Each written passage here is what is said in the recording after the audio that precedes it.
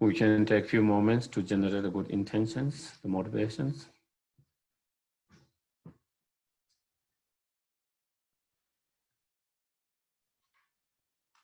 We can think, may our time here, coming together here, become cause and conditions to reduce and overcome those harmful negative thoughts, emotions, feelings.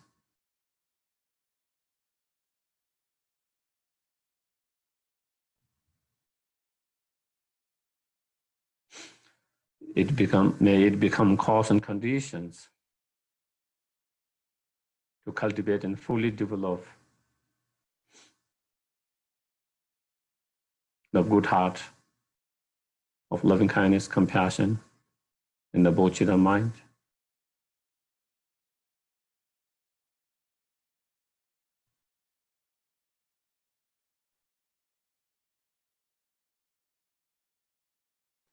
And through that, may we always be more gentle, more compassionate, more kind in terms of our thoughts, speech, and actions.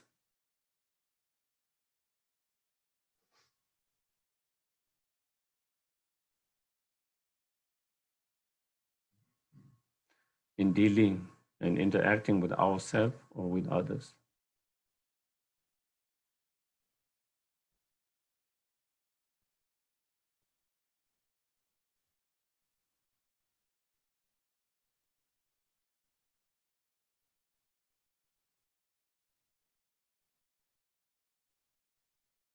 And may it become cause and condition to actualize our full potentials, the fully awakened state.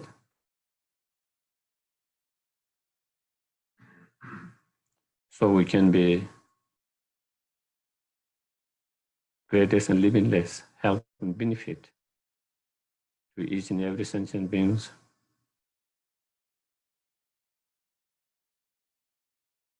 Joyfully, delightfully, tirelessly.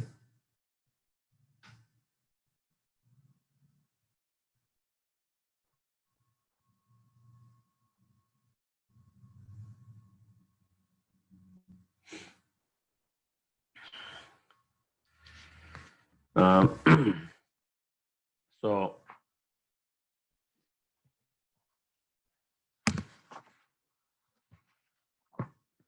Lama Tsongkhapa, in one of his writings, he said, if your mind is positive, warm-hearted, noble, then the path and the ground become also noble and positive. If your mind is negative, then the path and the ground become negative. So everything depends on your mind.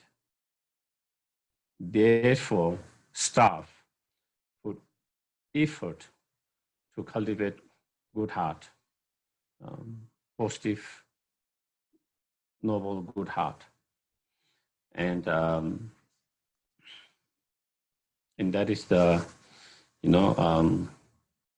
whether our meditations, whether our studies, whether our practice, whether our activities are virtuous or not virtuous, it depends on with what intention and motivation we have. We started those with a good intention, positive intention of good heart, such as loving kindness, compassion, bodhicitta, then everything that we do become a virtuous, positive cause of enlightenment. But whatever we are doing, whether we are doing studying, practice, meditations, or any other form of activities, if it is done with a negative intention and motivation, with a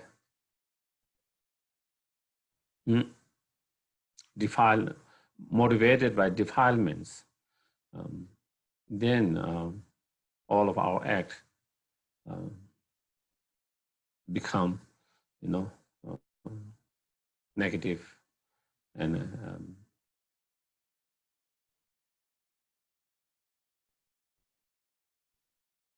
doesn't become cause for enlightenment and doesn't help to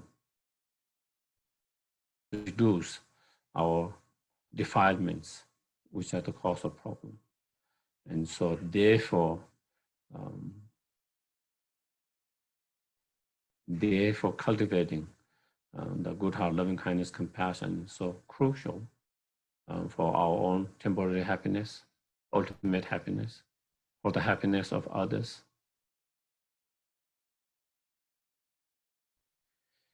And that being the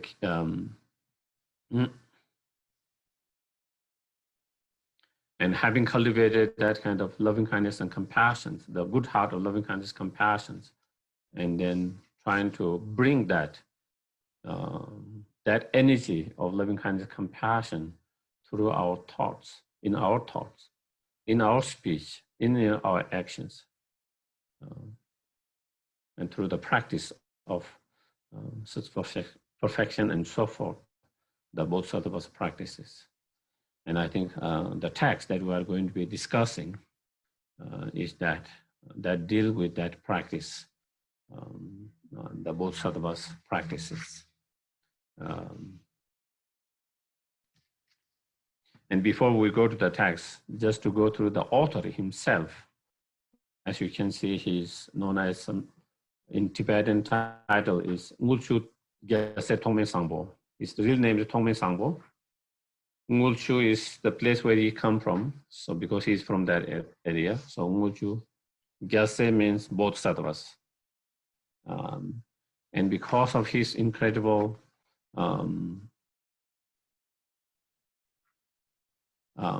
practice throughout his life, he was known as Bodhisattvas at that time among everyone without and anonymously. And so that's why that title is given to him.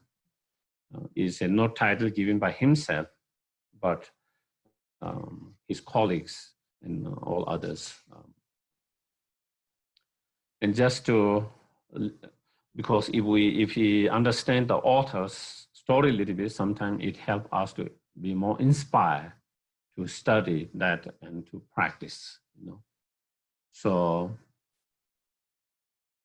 he was born in 1290, I think 94, 95, in Tibet, in a place called Sakya, next by the Sakya monastery, 94, yeah. And it said he lost his father when he was 3. He lost his mother when he was 5. And he was taken by his auntie. And when he was 9, he lost that aunt as well. And then his uncle took care of him. And he's also who taught him how to read and write. And then at the age of 14, he went to the monastery. He became a monk. And it is said that from the very beginning, he has a really warm and good heart. There are many stories, when he was young, before he became a monk, they have to go and collect the woods for the fires. And they have to go and collect like dunks, so to use for fertilizers for the farm in that. And when you go and pick up, and when when his friends, others cannot get enough wood or enough, that he's more worried about them than himself. Very concerned, from very young, yet very compassionate, very concerned about others. And he wouldn't be so excited if he gets, but if his friend doesn't get it, or others would. And there is a story one time, it was kind of snowing, and then I think he must be very young at that time. and there was something like stones or some kind of tree that looked like a being, and he thought it was a being, and he felt like it was being cold in a snow. So he put his coat and he came inside, and then when the parents already see all clothes he's making, and then when they went that he has put there, that is so much, he had that kind of very compassionate from that nature and that kind of quality from quite a young age. And then after he joined the monastery, then he studied, and he was very bright, and he became one of the greatest students and scholar.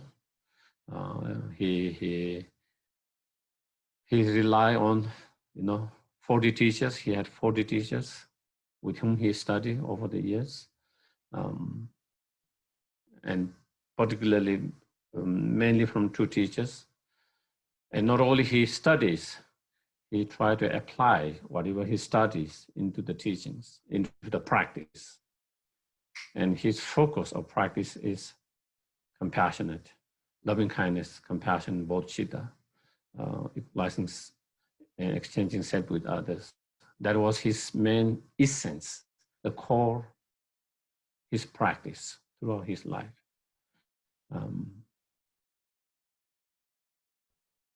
And there is a stories at that time, it's all known in Tibet.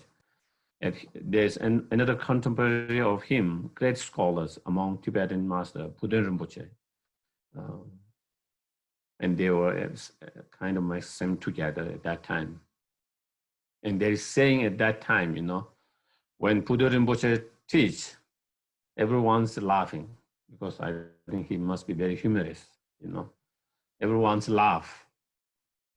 When Togme Sangpo teach, everyone's cry. And because whenever he think of sentient beings, suffering of sentient beings, he cannot stop. Because of that feeling of incredible compassion and unbearable suffering of the sentient beings, he cannot stop his tears. He cannot stop crying. And when tears started coming from him while he's teaching, when crying, then everyone started to cry. And that is how it was known at that time. And also there is a story, at one time, Puden Rinpoche told him, both of them were, Puden Rinpoche is one of the greatest scholars Tibetan have. It is also similar at, there is saying, in Tibet at one time, if you need to know something, you have to ask Puden Rinpoche. He's like the Google, all the information. So, but if you want some clarifications, then ask Lama Tsongkhapa.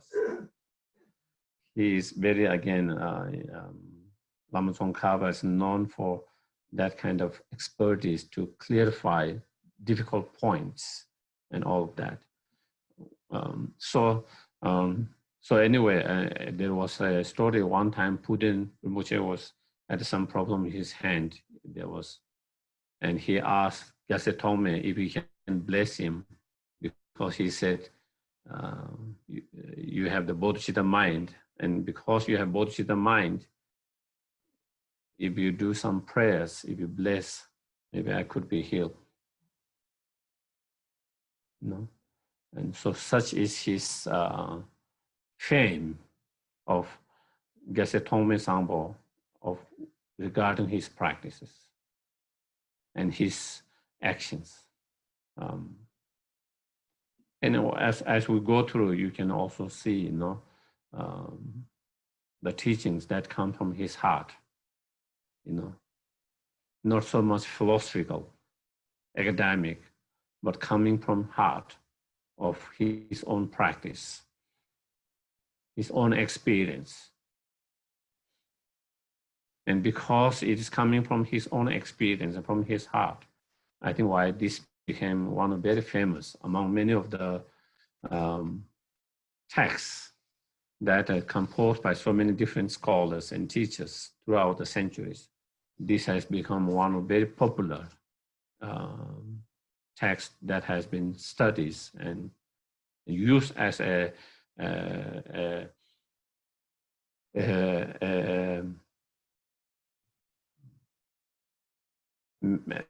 tools to practice by all different Tibetan lineage of all four lineages. They all study and practice on the basis of that, and that is again because it is it comes from his direct experience, his heart, and because of that, it really hits and touches people's heart.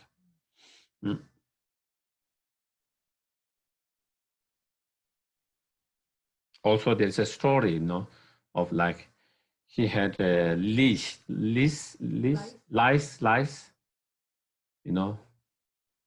but he never wanted to throw it away because he felt that it would die of coldness, whatever. He refused to that, even though that was, and so when he changed, wherever he goes, he will take it and again he will put it. That was how, again, it is he feed and keep that, that. And it reminds me, I think Lama Zopa also does that. I heard from some, such is their sense of compassion for each and every sentient beings.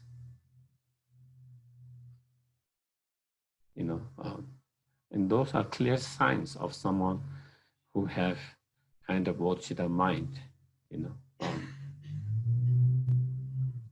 whether they have Bodhisattva or mind or not through their actions. Through their action, you can kind of understand a little bit about whether someone has compassion, love, Bodhisattva or not. And such was Geshe Togme, he was. And also later he got sick at some time, and again the way he took on that sickness, something as a positive, and deal with that is again incredible. Practitioners, he didn't have any resistance to that, and he accepted it with joyfully, which required a big practice, require a strong foundational practice to be able to accept such as a sickness with joyfulness, instead of being miserable. And there is even another prayers of his, the way he said, go through all different.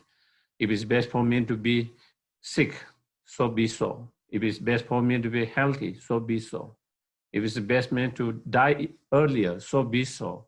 If it's the best for me to live longer, so be so. So he had that kind of attitude with a solid practice to be able to accept joyfully whatever happens without any sense of so much of resistance, and thereby being so unhappy, miserable, because we have so much strong resistance and unable to accept and adjust to the new reality. Do you get it? Like in our life, despite trying all our best, things does not go the way we want all the time. Of course we try our best, and we have to try. But despite trying all our best, sometimes things can go other way around. And in such situations, there's two way of responding it. You know, a lot of bitterness about that, resentful about that, and feel miserable, unhappy about that, or joyfully accept it and adjust to that new reality, you know. And isn't even from a survival point of view, even in a whole species, those who are able to adjust to the new reality, they survive. Those animals who are able to adjust to the changes of the environment, changes of the climate, all of that, they survive. And those who are unable to adjust to that, they couldn't survive. And same, you know, if we are able to adjust to the whatever new reality that changes, that happens, joyfully, we struggle less, at least on emotional level, you know. We are less miserable. We are less unhappy. We have less complaint about everything. And he was again able to do that in his own life with different adversity, challenges that he faced through the practice of his strong practice, foundational strong practice. And that is based on strong bodhicitta mind. Mm.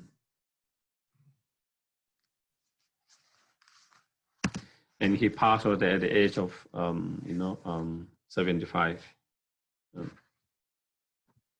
So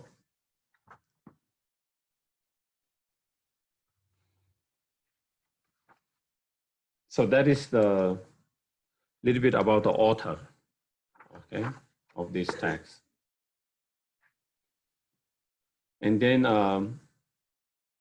the text can be kind of categorized or outlined in three,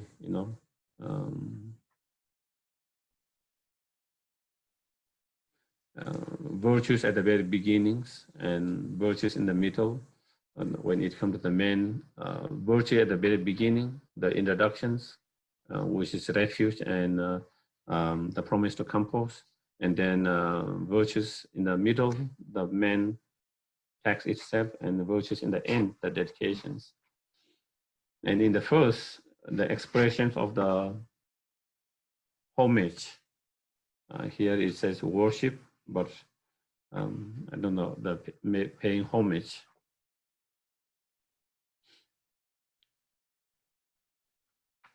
Namo meaning prostrating, guru, spiritual master. Lokishora is another name for Avalokiteshvara, the Buddha of compassions. And so he make homage to his to the Guru in Avalokiteshvara by seeing the Avalokiteshvara and the Guru as one inseparable. And so he pay homage to that. And Lokishvara is another name for Avalokiteshvara, which is the mighty Lord of the world, or that what it means. And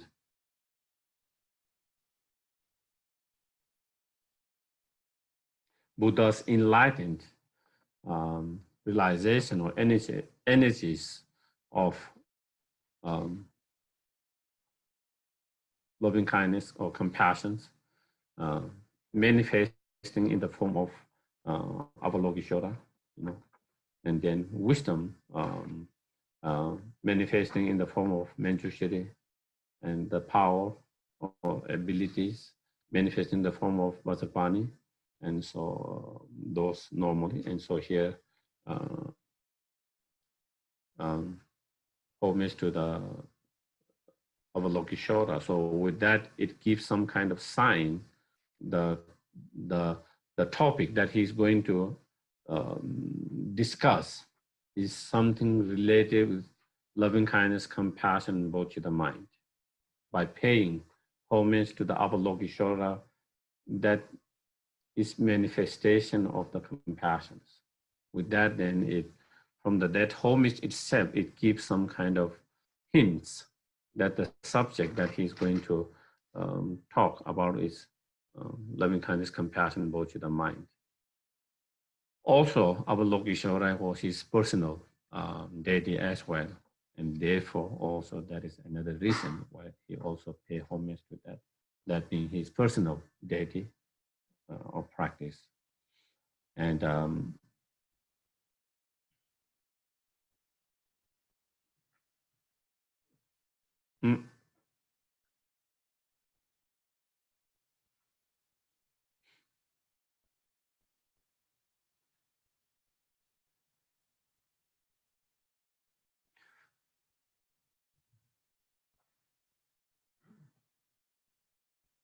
mm,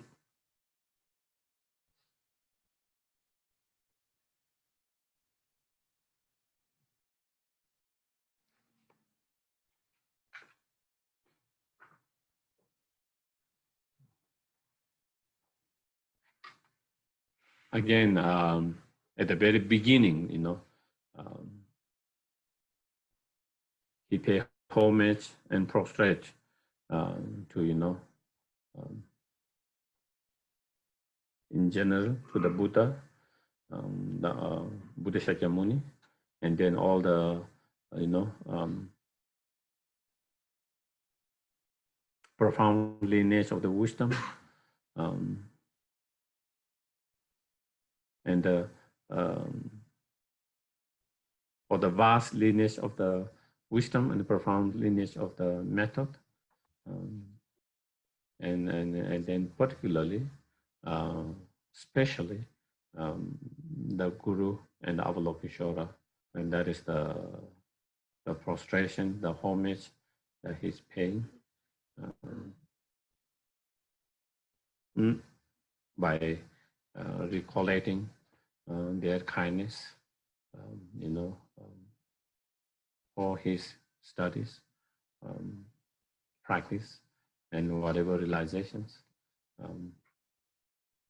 by seeing their contribution and kindness in that.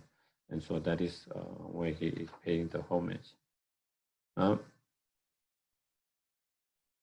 And also one of the reasons why he paid homage to the Guru at the very beginning, is again by seeing, by seeing and by feeling the gratitude to his gurus,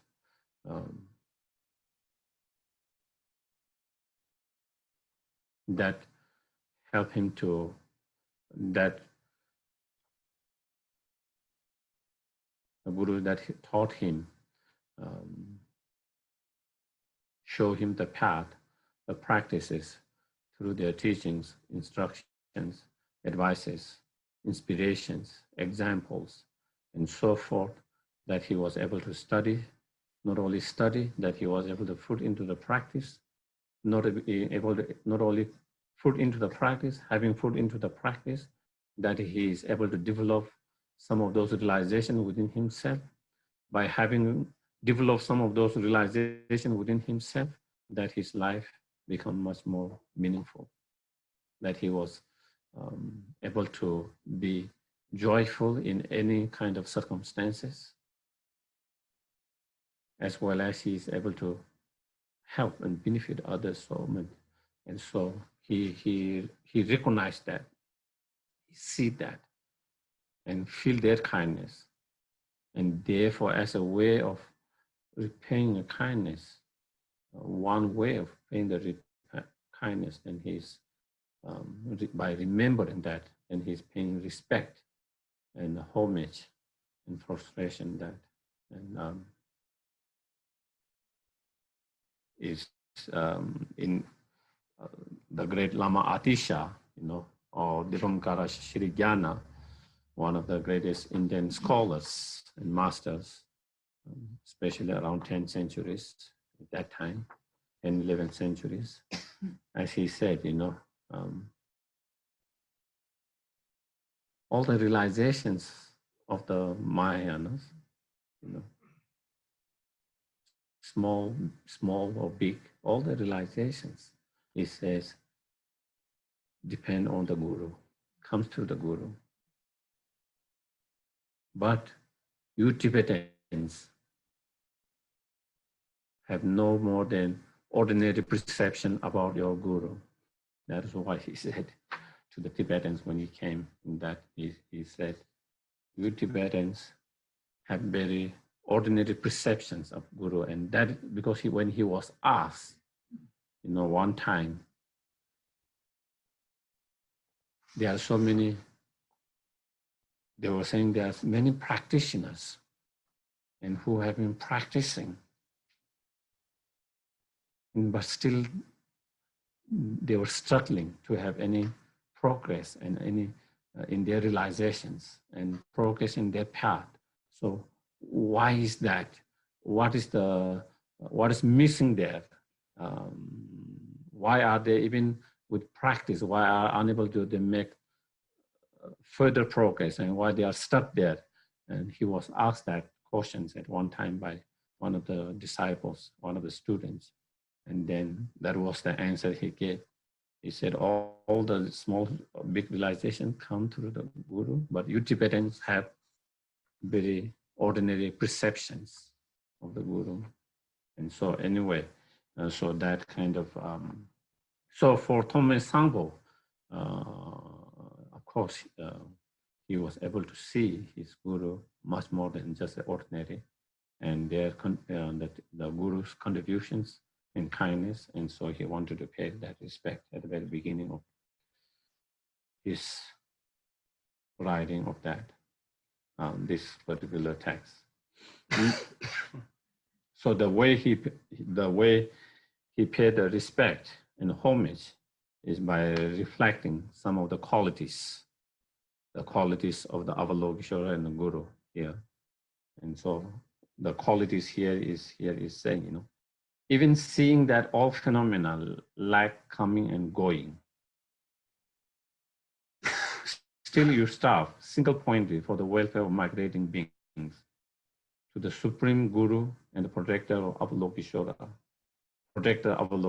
Respectfully, I pay homage, always with my 3 doors.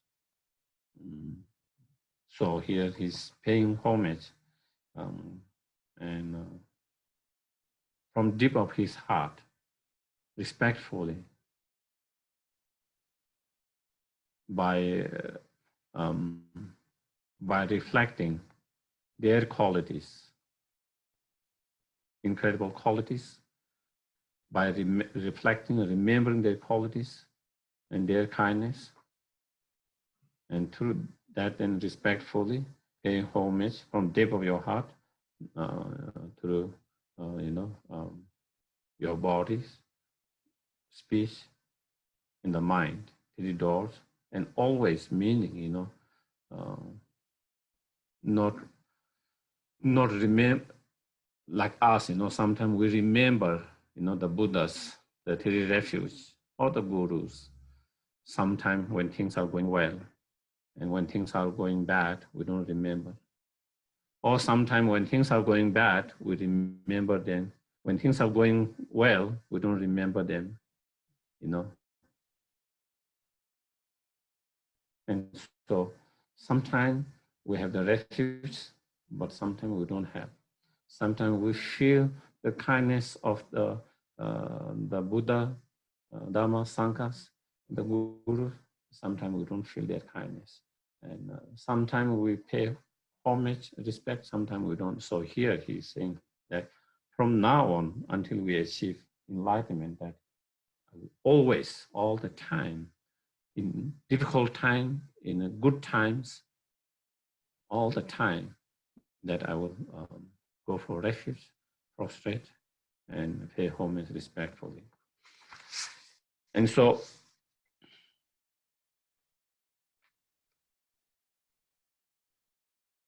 here with remember the qualities of the Avalokiteshvara,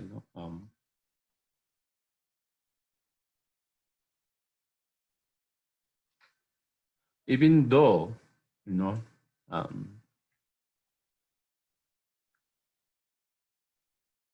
he's saying, even though the Buddhas of Lokeshwara, the Buddha of compassion, even though you see all the phenomena, all the depending arising phenomena, lack absolute or ultimate coming and going,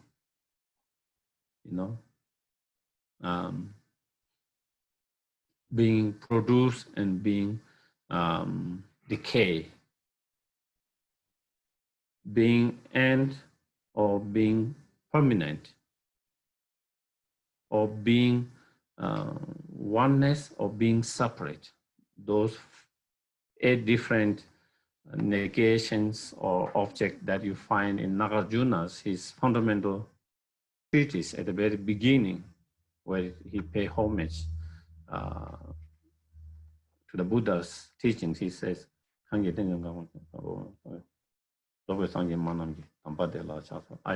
a homage to the Buddha's teachings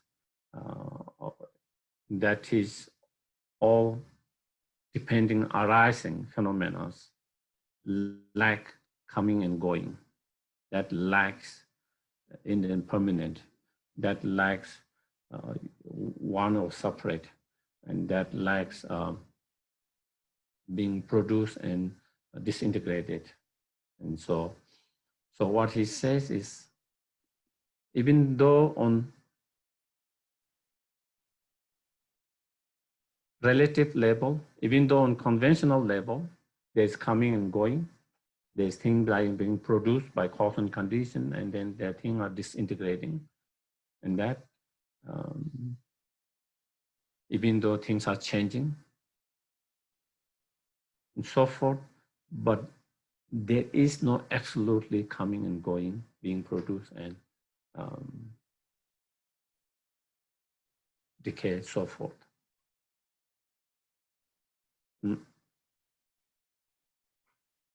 If you see, what is coming and going, we can only talk from relative point of view. There's no absolute coming and going, such as, if you look from that point, I'm coming. If you look from that, I'm going. It's only in the relations from something that you can talk about coming and going. There is no such as absolute coming and going where you can see going from every point of view. Coming, going is same. In that, in same thing, being produced and disintegrating. We can only talk from certain relative point of view. Due to certain cause and condition, certain thing has changed. From the seed to sprout, produce. But if you look from another point of view, at that point, the seed has disintegrated, gone, disintegrated or being produced. How you look on same thing from different things. If you look from one angle, it's being disintegrated. If you look from another angle, it is being produced. And that shows it all in relative level. If the absolute, or if it's on absolute level, then it has to be, if it's being produced, then from every point of view you look, it has to be produced. If it's disintegrated, every point of view is being disintegrated. Just like coming and going in that. And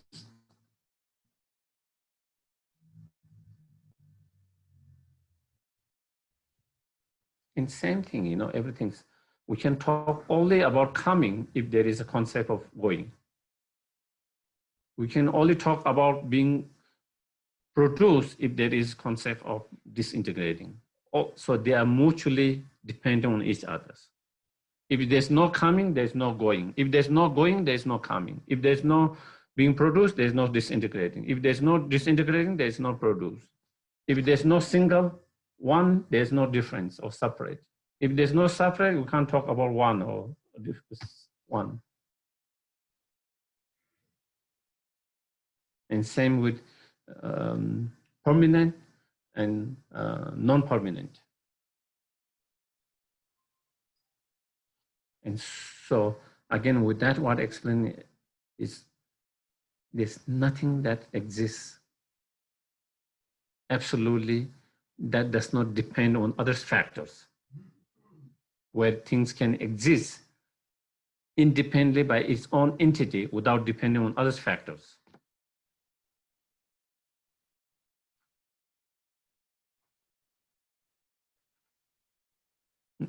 And that is the ultimate nature of all the things, you know, where everything's depend on other factors, you know.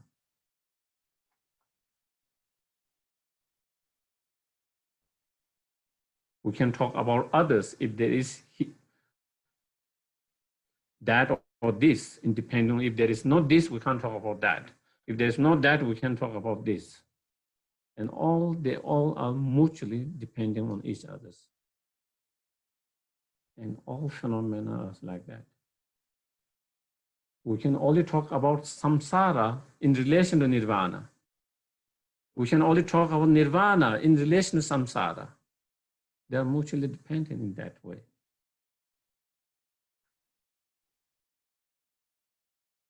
Samsara means that we haven't still free from all the delusions, that we haven't reached the point where not free from all the suffering and all the delusions in relation to that.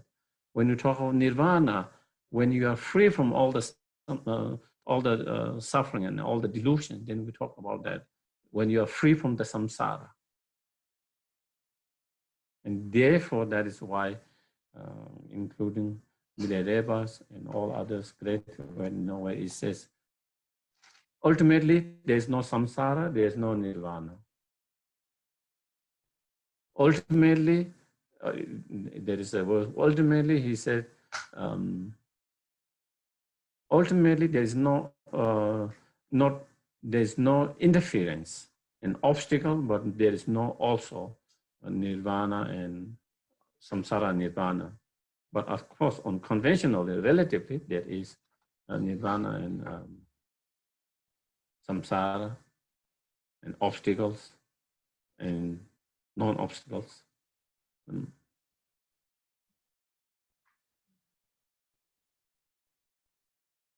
Another way of looking, you know, is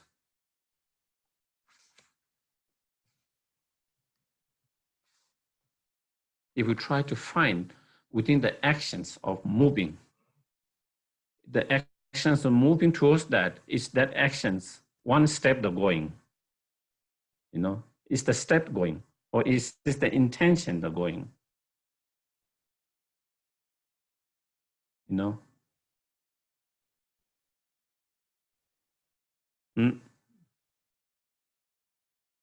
Or if I keep on making my step at one place, am I going? Not. You know, does I have to reach the destinations? Do I have to be there? So what is that? It's the movement of my leg is the going. And it's the first moment of movement going, or second moment of movement going, third moment of that. Each of them, each step is not going, but combination of many steps from here to there, you can say going. But if you say, you know, this step is, so because that step itself does not lead where you are going. And so in that way, when you analyze that, again, coming, going, all those, when you try to analyze and try to find within the each of the bases or the parts that make that, we cannot find it. And so therefore, again, on ultimate level, all of them lack coming and going and so forth. on ultimate level, even though there's no coming, going, being produced and disintegrated, all of that, but on conventional level, due to the cause and conditions, there is coming, going, being produced, disintegrated, and so forth. Therefore, when certain cause and condition come together, certain result is produced. Because it's dependent arising. So when certain cause and condition come together, certain result is produced. And therefore, when we create negative karma, on the basis of that, when we create negative karma, negative action, then we experience suffering. And so when we create positive karma, then we experience happiness. And infallibility and undeceivability of that cause and the law of causality, function at the same time, both together. And because due to cause and conditions and due to certain negative karma, sentient beings suffering, therefore, then the Buddha has compassion to the sentient beings who are suffering.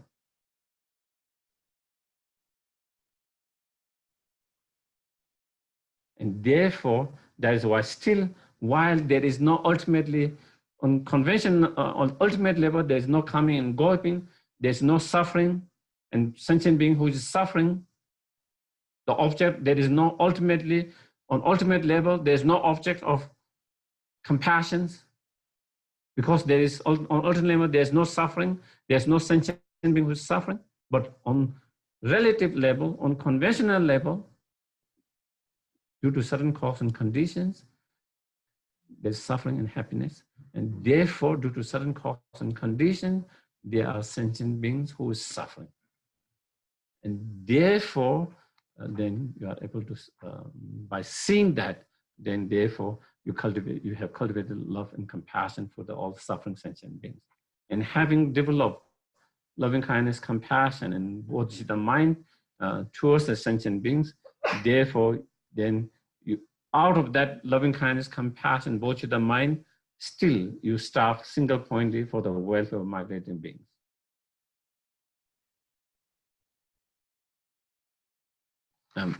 So here it explains about the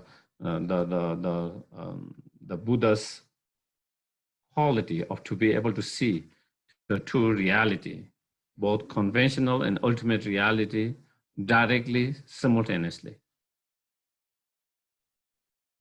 So he's explaining, while Avalokiteshvara, while you are able to be in this, to have a direct experience of ultimate reality and totally in meditative state of that,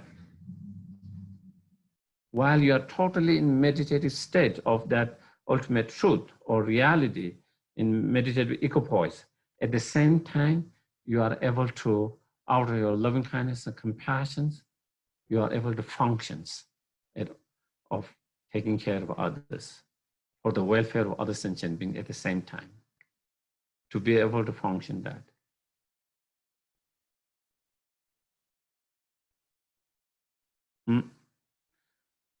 For the Bodhisattvas, when they are in meditative equipoise, they cannot really engage in the others' activities of such as a practice of generosity and all other practices.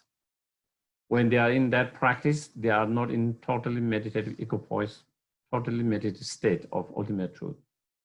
So those two, so they go in, they go to the meditative state and they come out of meditation and engage in the world through their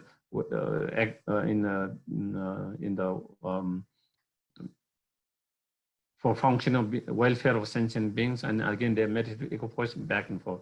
The Buddhas are able to do that simultaneously.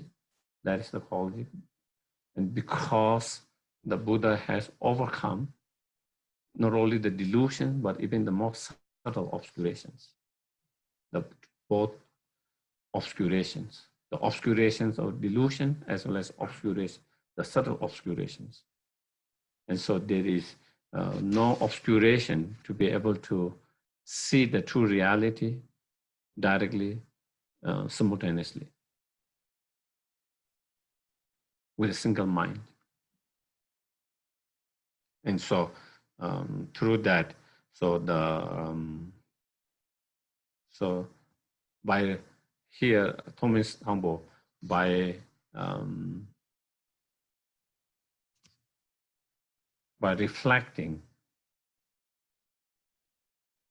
such a qualities of Avalokiteshvara, by reflecting and recognizing the such a quality of Avalokiteshvara, then he pay homage. Okay. So we have a short break. Yes. What I'm saying is, if there is no intention of going, let's say the wind blew someone, is that going?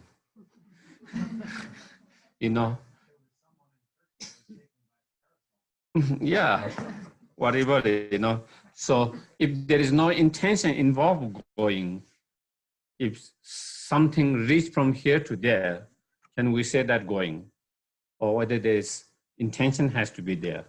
Is another way of analyzing it, If we don't need the intentions, if the wind blows someone, can we say that is going, or coming, So, or do we need the intentions? If it's the intention, it's the intention itself going, Its intention itself is not the going, because if you have the intention, if you don't move, then you are not going, But if you don't have intentions, then somehow, moved by something, whether it's going or not. And even with intention, even you go, whether each step is the going, which step is the going or coming. If you're analyzing that breakdown into that, the whole thing that makes, as a going, and if you have to find within that basis, what is going, then you can really pinpoint and find independent entity. We can only talk about going or coming in the context of all these many causes and conditions coming together. The intention and each of those steps and being wherever that reaching certain, and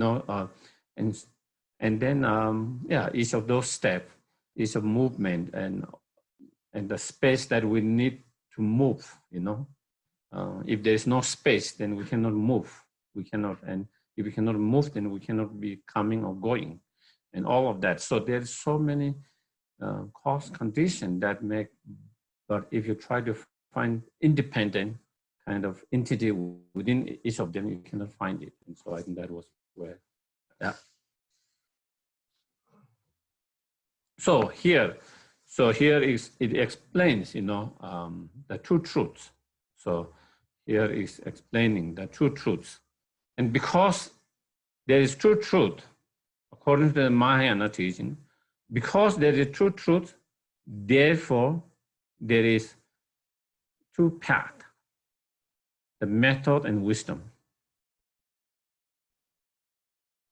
Because there is two paths, the method and the wisdom, therefore there is two kayas, Dharmakaya and Rupakaya.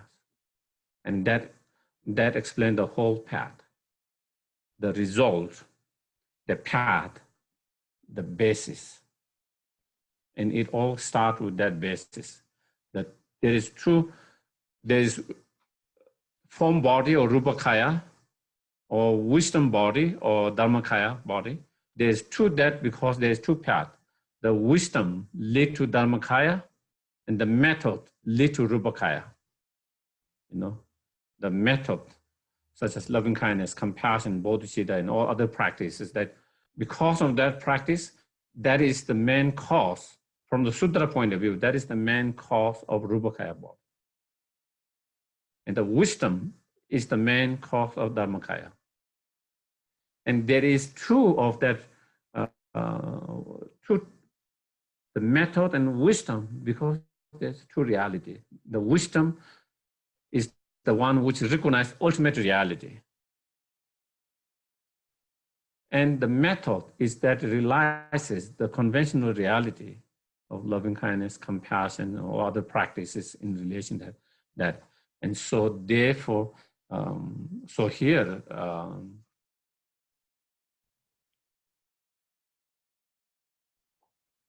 because of true reality, and therefore the Avalokiteshvara, realizing that true reality, and therefore achieving the two kayas.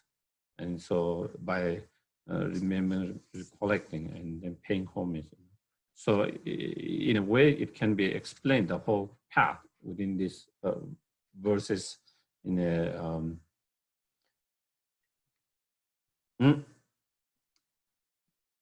and then the promise to compose. The complete Buddha, the source of benefit and happiness, arise from having practiced the holy Dharma. That in turn depend on knowing its practice. Therefore, I will explain the practices of conqueror children or the Bodhisattvas. So here is saying, the complete Buddha, the fully awakened one, which has such qualities of realizing both truth directly, simultaneously, and the complete Buddhahood, which is free from all the obscuration, who have actualized all the positive qualities. Such Buddha wasn't Buddha perfect from the very beginning. It wasn't Buddha from the very beginning. It was not the beginning. Such Buddha was like ourselves at one time, full of delusions, full of imperfections, make mistake. But then, in one of those lives, met the Dharma, practice the Dharma, actualize the Dharma. By actualizing the Dharma, the Bodhicitta mind and wisdom realizing emptiness, then slowly, slowly, they overcome all the defilements, all the delusions. Not only all the delusions and defilements, but also the subtle obscurations, slowly, slowly. Slowly, slowly, they cultivated such wisdom, loving kindness, compassion from very small and limited to limitless, from being biased to unbiased.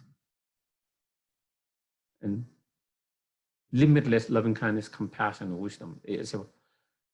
And so through that is how they achieve. And so by practicing the Dharma and actualizing the Dharma within themselves. And so for here, also he's saying, if we all, each of us have that potential to become fully awakened, fully enlightened, and if we want to actualize that, then we have to practice the Dharma and actualize the Dharma within ourselves. And Dharma, which is the source of benefit and happiness. So Dharma, when we talk about Dharma, there's two levels of Dharma: scriptural Dharma and realization Dharma. Scriptural Dharma is the text, the teaching that explain how to develop this experiential or realization Dharma. By studying on scriptural Dharma, then we need to develop the experiential Dharma, the experience, the realization within us. And that realization, that experience is the source of benefit and happiness. That Dharma, the wisdom that realizes emptiness and the Bodhisattva mind, is the source of our temporary happiness, source of our ultimate happiness and benefit. If we have that wisdom and Bodhisattva mind, while in this life, you know,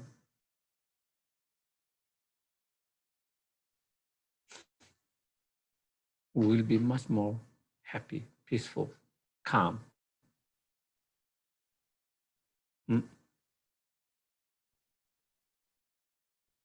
Just as Togme Sangpo, and like His Holiness Dalai Lamas and others, many other practitioners who have been able to keep their mind tranquility, peaceful, calm, despite all the chaos that they experience around them. They are able to do that because of that inner qualities, that Dharma within themselves, the foundation of that Dharma, because of their wisdom and Bodhisattva mind. Because of that Bodhisattva mind and wisdom, they are able to remain like the mountains, which is not being moved by the chaos of all the storms, of the snow, rain, wind, heat, all of that. That is what that give them that kind of strength, courage, and tranquility is because of their inner experience, inner realization of Dharma. And definitely when you have that, then definitely you don't have to worry about the next life. If you have that wisdom and Bodhisattva mind, you don't have to worry about future life. You know, it's taken care of. You know.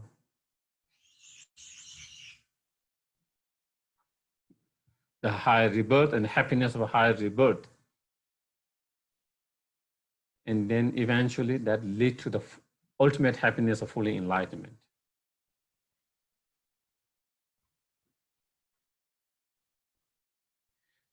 And so therefore, you know, for someone who is aspiring to follow the Bodhisattva path and to achieve our highest potential, fully enlightened, so we can be greatest benefit to others, you know, then we need to engage into we need to cultivate the Dharma within ourselves. In order to cultivate Dharma within ourselves, then we need to practice. And in order to practice the Dharma, then we need to know how to practice properly. And therefore, he's saying that is why he's going to explain all the verses that he's going to explain so that we can learn how to practice. And through practice, how we can cultivate the Dharma within ourselves and thereby achieving temporary and ultimate happiness.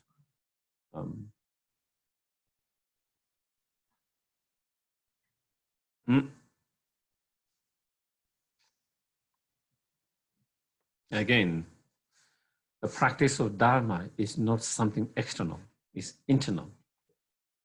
He will also say at the end of this verse, you know,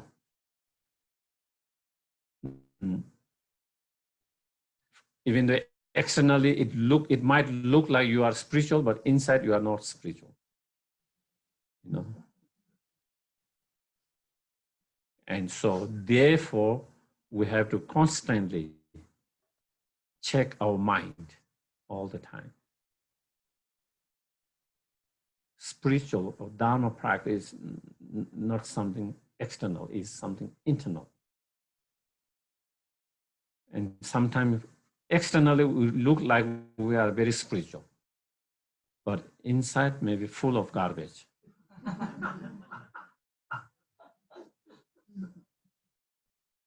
On the other hand, someone might look externally non-spiritual, but inside very spiritual. Very spiritual. So that is one thing. Dharma is not something external, internal. And that is where, in order to cultivate that Dharma within ourselves, which is something internal, we need to reflect, contemplate, meditate, practice. And to do that, then we need to know how to do it. You know, and it's not enough just how to do it. We have to practice. You know, as much as possible, applying. You know, otherwise, you know, even some of the greatest, even some of the very famous, well-known teachers, they get in trouble. You know, even they have good understanding, even they have great way of explaining it, but because there is not enough practice, even they fall with their fault. You know, and so, and we could be one of them easily.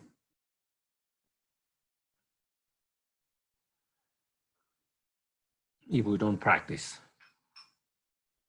So whatever we learn, whatever, you know, trying to apply as much as possible. As much as possible is key, important.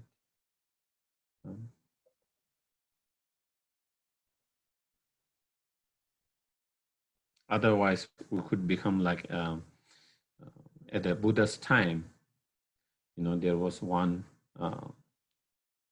what was his name? Not Devadatta, but there was another one who was very sharp-minded, and he can remember all the teaching and he can everything, but because he never apply, he never change it. You know, in terms of information, he has all the information, every information, how to practice everything. But because he never apply into the practice, never change. You know, and we can become that too. You know, we can have all the information, but not much changes in our heart. And because we don't really apply into the practice.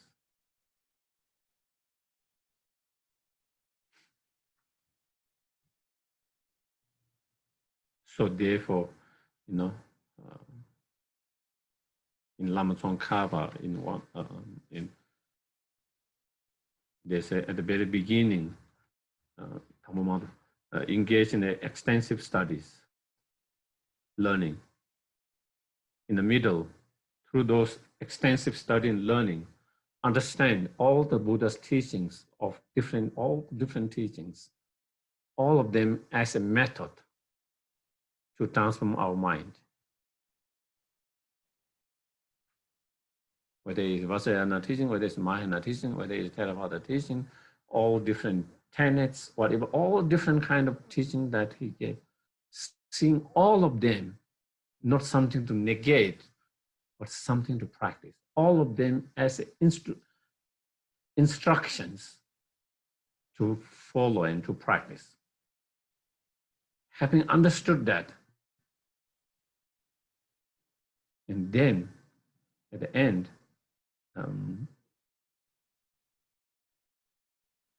day and night practice. Day and night practice. Apply and apply into practice and try to actualize. And then dedicate all of that for the welfare of all sentient beings. In relation to that, the Dom Demba, you know, the great Dom Demba, was the main disciple of the Atisha, and who started actually the Katamba tradition. And he was lay practitioner. As he said, when I study, I also reflect and contemplate or meditate. When I reflect, I also study and meditate. When I meditate, I also reflect and study. So basically, trying to bring all together all the time.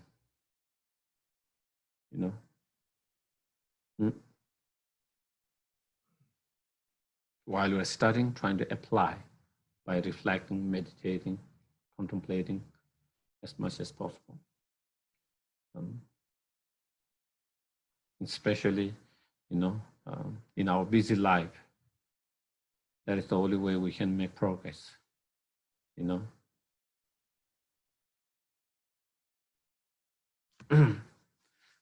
Busy and unreliable, vulnerable life. We don't have time saying, I can study now, then I can reflect, and then I can practice and meditate later. Never know when the time is up, especially in busy life, So we try to apply every day as much as possible in every aspect of the life.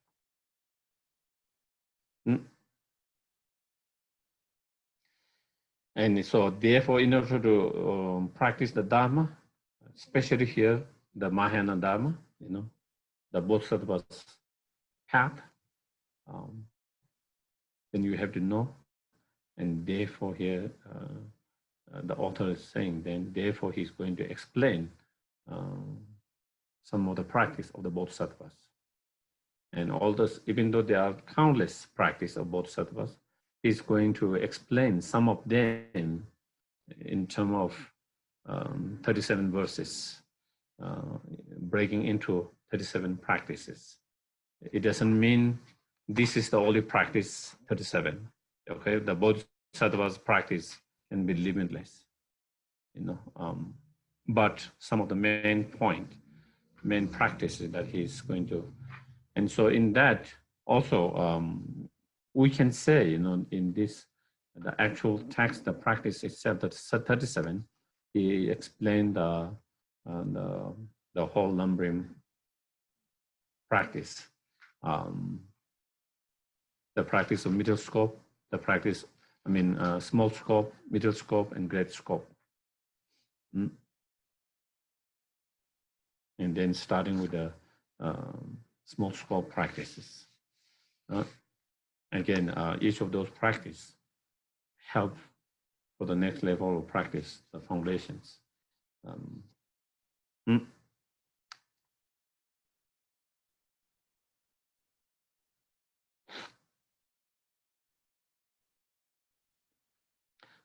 And so in terms of the practice of small scope, then starting with the freedom and endowment, which are difficult to find. So the first was, at this time when the sheaf of freedom, endowment, difficult to find, have been obtained, in order to free themselves and others from the ocean of cyclic existence, to listen, think, and meditate day and night without intolerance, is the practice of conqueror children. So here is saying, at the moment we have obtained this precious human life or rebirth,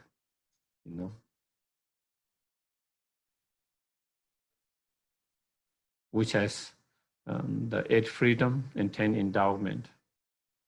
The freedom means here, or leisure, having the freedom or leisure to practice the Dharma. Okay, so free from obstacles, free from being obstacles where you don't have the opportunity to practice the Dharma. Endowment or richness, and endowment means not only we are free from all the obstacles to practice the Dharma, but we have gathered or the right conducive condition to practice the Dharma. So what is saying, we have all the condition together, free from the obstacles, and have gathered all the right condition to practice the Dharma.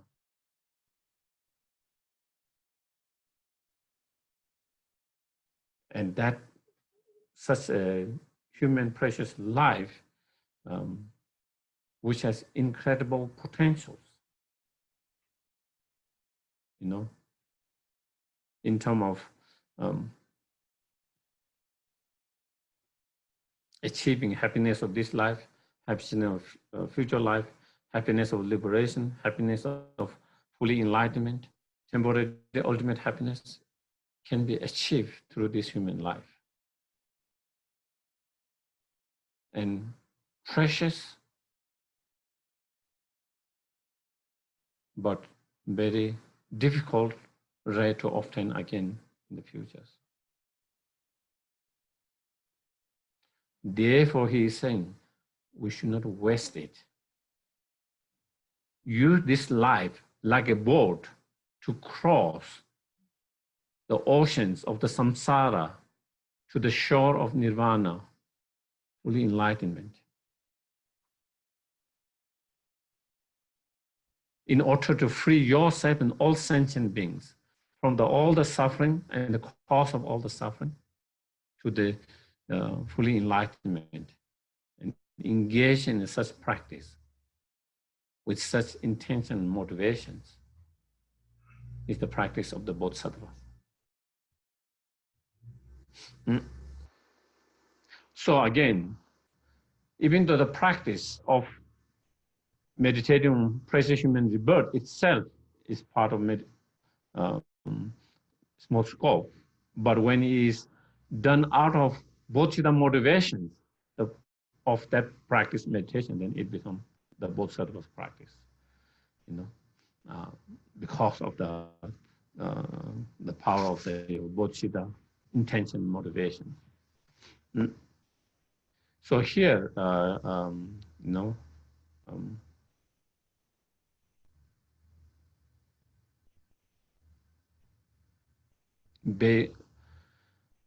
being very grateful every day, being grateful every day by recognizing how fortunate, despite different challenges that are in our life, even though we do have many, many challenges, but at the same time, if you focus on this, 8 freedom and 10 endowment, you can, every day you can feel grateful, thankful, fortunate.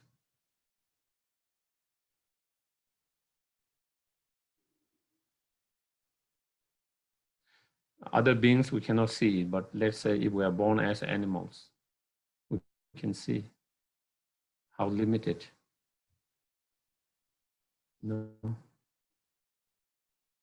to practice the Dharma. No matter how intelligent that we might see, even though they might have intuitive and different way of communicating from one side to another side of the oceans and all kind of those. We talk so much about the intelligence of ravens, but if you compare to the intelligence of human beings, it's nothing, in terms of the intelligence we're talking about,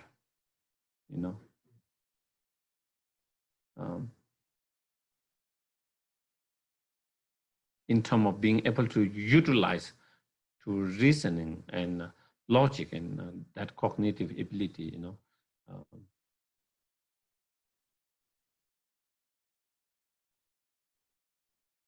with human mind, that kind of intelligence, we can destroy the whole world or we can fix the whole problems. We have that capacity. I don't know whether any animal has that capacity, one animal, And then definitely when we talk about practice the Dharma, as we already mentioned, it's not a not a, it is not a external, it's internal, using your mind, reflecting, contemplating. And so therefore, we should be very, feel very grateful and lucky that we have born in the human realms with such a potential or such a brain or mind, incredible mind.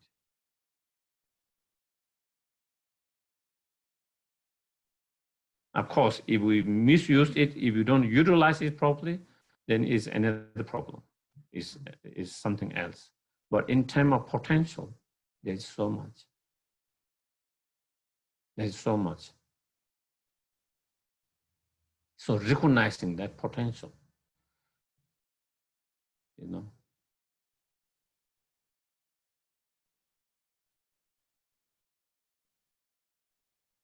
and not being so, discouraged.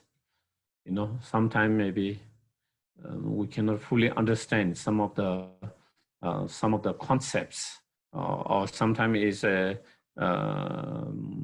difficult to practice. But again, of course, sometimes there are certain obstacles, and that can make it a little bit more challenging. But if we can come way to overcome those obstacles, then again, we can make a progress. And by, yeah.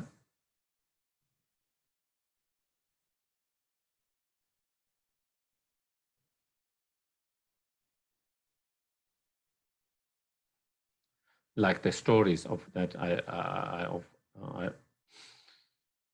is one of the monk, at the Buddha's time, where his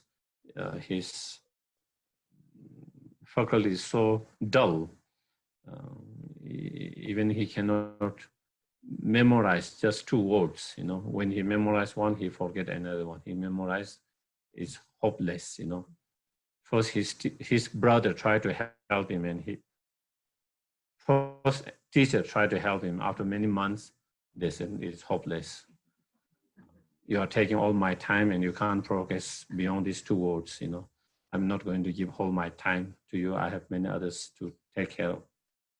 Then his brothers, who was also monk and very sharp, he tried to help.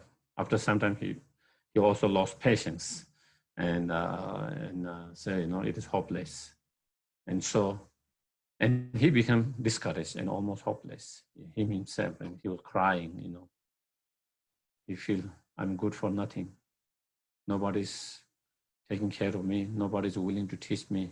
But he really wanted to study and learn and practice. He was so desperate, wanted to do that. But when he found how dull his mind was, and how, because of that, how people were unable to help him. So he was crying, and then suddenly Buddha showed up and said, what is the matter with it? What happened? Why are you crying? Can I help you? What is happening? Why are you crying? And he explained everything. And he said, don't worry. You have the potential and you can do it. And I will show you. I will help you.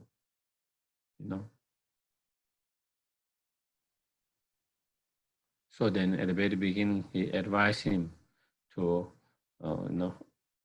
clean the sandals of the monks. And also told the monks, let him clean it. He needed it. And he told to clean it. And then he taught him 2 words to recite while he's cleaning, like it's abandoning the dirt and abandoning the stain. But again, when he remember one, he forget on. And also the Buddha advised all the monks to help him to remember that all the time when they see him. And so he did. And then slowly the Buddha said, now he cleaned the area around the monasteries, you know, and then he used to clean in that. Then after some time, you know, he had some enlightened experience. Boom. He said, oh, when I say abandoning and overcome the dirt and stain, it's not talking about the external dirt and stain that I'm cleaning. It's talking about the internal stain and dirt of attachment, of anger, of ignorance. And that was the beginning of his kind of opening, beginning of his progress in his path. And then he became a very, very highly developed practitioner and great inspirations for many of the young monks and the monks. And so that is one example of that. No matter how dull we might seem, how difficult it might seem at a certain point, because there are certain cause conditions that are interfering. But once we are able to find a way to overcome that interference, then we can make a huge progress. And so therefore, with that kind of remembering all those things and kind of being more positive and not being discouraged and, you know, helpless and giving up is important. And not only, you know, even we are born as a human beings, you know, if you are born in a place, you know, where you are not allowed to practice what you want to practice, you know, like still in this world, there are places you cannot practice the Dharma or whatever spiritual path you want to practice. We are very lucky that we are in a country where you have the freedom to practice. Sometimes we take for granted, you know, until you lose it, then you. So when you think of all this, the freedom to practice and study and learn whenever you want, every day you feel gratitude for that. So many people want to study, learn, practice, but because of the conditions of the countries, law of the country, they are unable to do that. If they do that, they might lose their life. There's fear. And then even we are born in a place where there's freedom, but you are born in certain places where you don't have any access to the Dharma. Again, it's very difficult. And I often meet a lot of people, and a lot of young people as well, you know, where some of them been in Nepal, like in, let's say in Kopan and some other places, and it kind of met the Dharma, it opened their mind, they say it really changed their perspective, everything's, they were so inspired, and they come back to the world, and then due to the certain job, they have to go to certain places, and there's no Dharma center, there's no one to help them, you know. Yeah, I met many of them, even just when I was recently, you know, some came, you know, driving for the weekend, you know, 34 hours, 2 hours, but it's not possible to end. And they really want to study and they really want to practice, but they don't have access. They don't have access. Even though they're trying to study by themselves with the books and YouTube and that, but they say sometimes it's more confusing. Sometimes it makes more confusion if you don't have some guidance, because there's so much. and you don't know which to follow, which to not to follow, and all of that.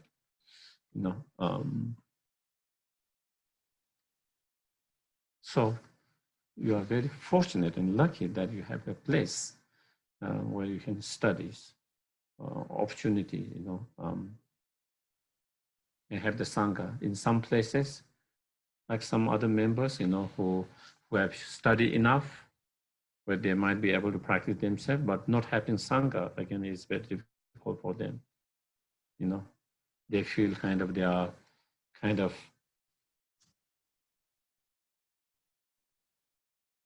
not fitting in the society because everyone else thinks differently. There is no one around them where they think similarly, where they can share, and they started to feel they are out of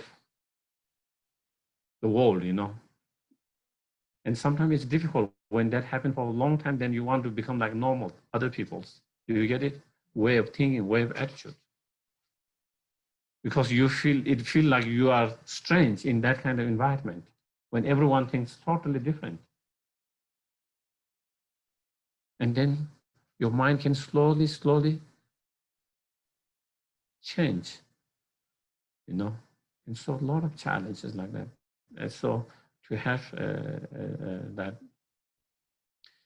And then, to access the Dharma easily. Again, if we reflect, contemplate every day, we feel gratitude, very grateful and gratitude towards it.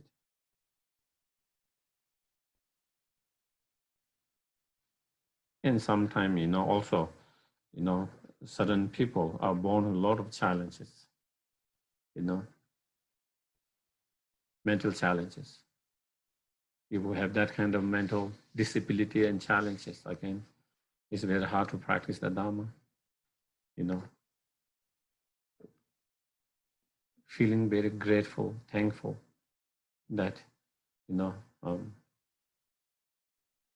that we don't have that kind of suffering, obstacles. Even your mind is clear and function very well. If you have some other disability, then again we are limited, to some degree, how much we can practice, how much we can study, learn, and practice. Of course, blind people can still study, but still they are limited in terms of access to the information they have, at least this point, so it is more challenging for them than those. And so at least our faculties, sense faculties are intact and in good. And also feeling grateful, that every day we are healthy now. Maybe not 100% healthy, but healthy enough to practice the Dharma.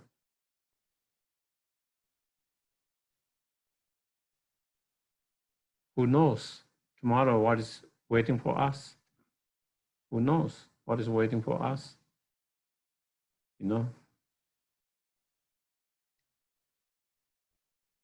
Of course, we don't want to be fearful, and but at the same time, every possibility, someone is totally good until today, and tomorrow they started to forget everything, started to have different things happening, mentally, and sometimes different physical challenges, and even they want to practice, they are unable to practice. The desire is there, the intention is there, but your body health does not support you in that. Your mind is unable to support it that. At the moment, we are in a position where both our body and mind still support for our practice, the Dharma. So, feeling grateful of that, gratitude. That is the something we should focus every day. Instead of focusing, I don't have a house, I don't have a car, I don't have this.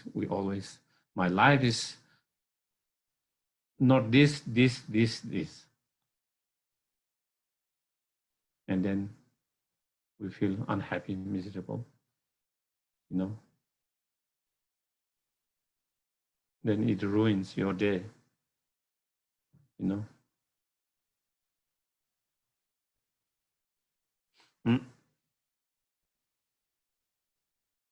There are so many things that we can always feel grateful and gratitude. We hardly think about them in our life. We hardly think about them. And therefore, we are not so grateful and gracious for our life. Instead, we feel our life is, you know, painful, miserable. And become very negative.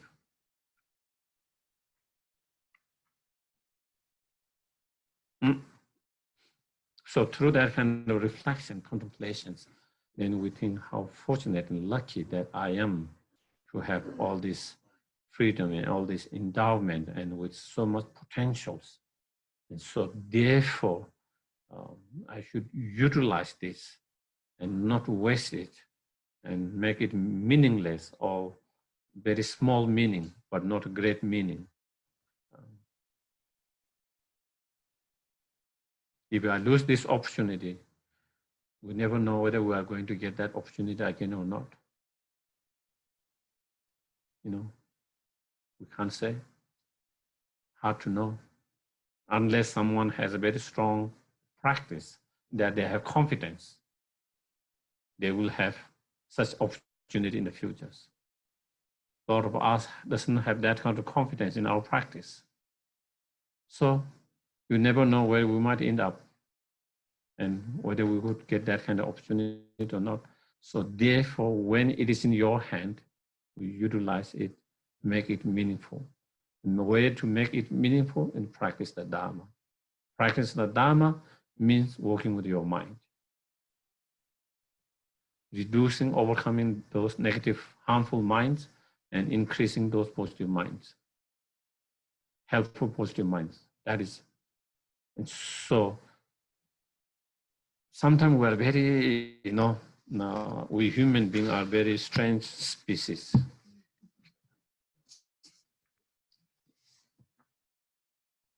We make prayers and dedications all the time to have, you know, higher, better future life, higher rebirth. Never know, you know, we can try to create the cause and condition with our practice and dedicating prayer and that, but still, you never know. Something, you don't have to pray. It is in already your hand now. And you don't utilize this. It's like you have the food, you are hungry and you have the food and not eating it and you are making prayer, may I find the food?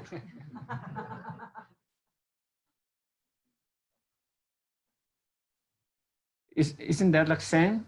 To me, it seems it's the same, you know.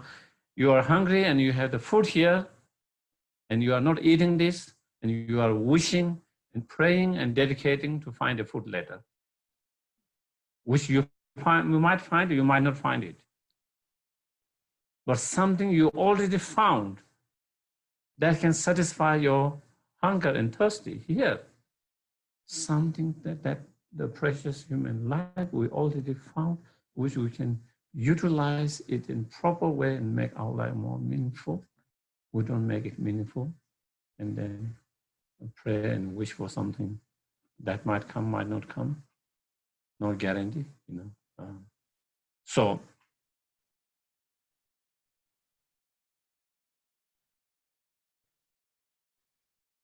and yeah, and the reasons, the reason to practice the Dharma, you know,